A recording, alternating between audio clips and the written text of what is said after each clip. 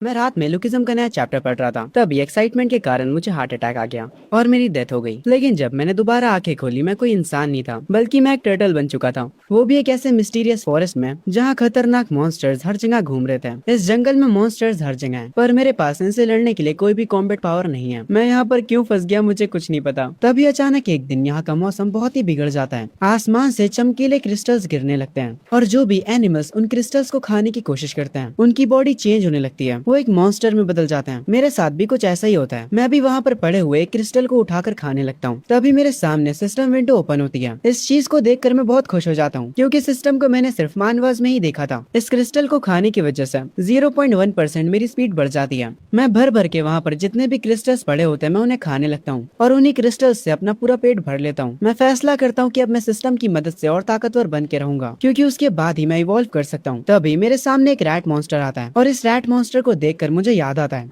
जब मैं यहाँ पर पहली बार आया था तब मैं अकेला नहीं था, मेरे और भी टर्टल भाई बहन थे, पर इसी रैट ने उन सबको खा लिया। वो रैट गुस्से में मेरी तरफ आ रहा होता है। मैं भी अपनी नई नई मिली पावर्स को यूज करता हूँ और फुल स्पीड से उसकी तरफ चार्ज करता हूँ। हम दोनों आपस में टकराते हैं, पर उस रैट को इतना कुछ फर्क नहीं पड़ता, बल्कि कुछ ही देर में वो मुझे पकड़ लेता है और मेरे शेल को तोड़ने लगता है। मैं काफी डर जाता हूँ और अपने शेल के अंदर छुप जाता हूँ। मैं रोते हुए अपने सिस्टम से कहता हूँ, मेरे पास जितने भी फ्री पॉइंट्स हैं उन्हें मेरी स्पीड में डाल दो। जैसा मैंने कहा था, सिस्टम वैसा ही करता है। मैं रैट की पकड़ से निकल जाता हूँ और वापस से अपनी न्यू मिली पावर पर भरोसा करता हूँ। मैं तैयार हो जाता हूँ उस रैट के साथ रीमैच के लिए और उस पर अपनी फुल स्पीड से अटैक करता हूँ और आखिरकार मैं उसे मार देता हूँ, क्योंकि मैंने उसे मार दिया होता है। इसीलिए सिस्टम मुझे 2 पॉइंट्स देता है। उसके बाद मैं बाकी के चूहों से बचकर पानी के अंदर चला जाता हूँ, ताकि वो मेरा पीछा ना कर सके। पर एक जिद्दी चूहा पानी में कूद जाता है, पर उसे घंटा तैरना नहीं आता था। पानी में रहकर तुम मगरमच्छ से दुश्मनी नहीं कर सकते हो लाडले। खैर, अभी मैं मगरमच्छ तो नहीं हूँ, फिर भी मैं उस चूहे को मार देता हूँ, क्योंकि पानी में उसे मारना मेरे लिए बहुत आसान है। और ये चूहा कोई मामूली नहीं होता है, ये चूहा रैट किंग होता है। इसको मारने पे मुझे 5 पॉइंट्स मिल जाते हैं। इसको मारने के बाद मैं थोड़ा जोश में आ जाता हूँ, पर मेरा ये जोश किसी से बर्दाश्त नहीं होता। पानी के अंदर से एक बहुत बड़ी फिश बाहर आती है, जो कि मुझे खाने ही वाली थी, पर समय रहते मुझे वो दिख जाती है। उसे देखकर मेरी फट जाती है। मैं तुरंत वहाँ से भागने लगता हूँ। मैं इस मछली से फाइट नहीं कर सकता हूँ, ये रैट से काफी ज्यादा स्ट्रॉन्ग है। इससे पानी में जीतना मेरे लिए नामुमकिन होगा। मैं सिस्टम पॉइंट्स का इस्तेमाल करके अपनी पानी में तैरने की एबिलिटी की स्पीड को और बढ़ा देता हूँ और किसी तरह से उस मछली से बचकर जमीन पर पहुंच जाता हूँ। और वो मछली जैसे ही मुझे खाने आती है, मैं उसे तुरंत पकड़ लेता हूँ, क्योंकि इस बार मैं जमीन पर था। मैं उस मछली को मार देता हूँ। मैं सच में बाल बाल बचाऊं,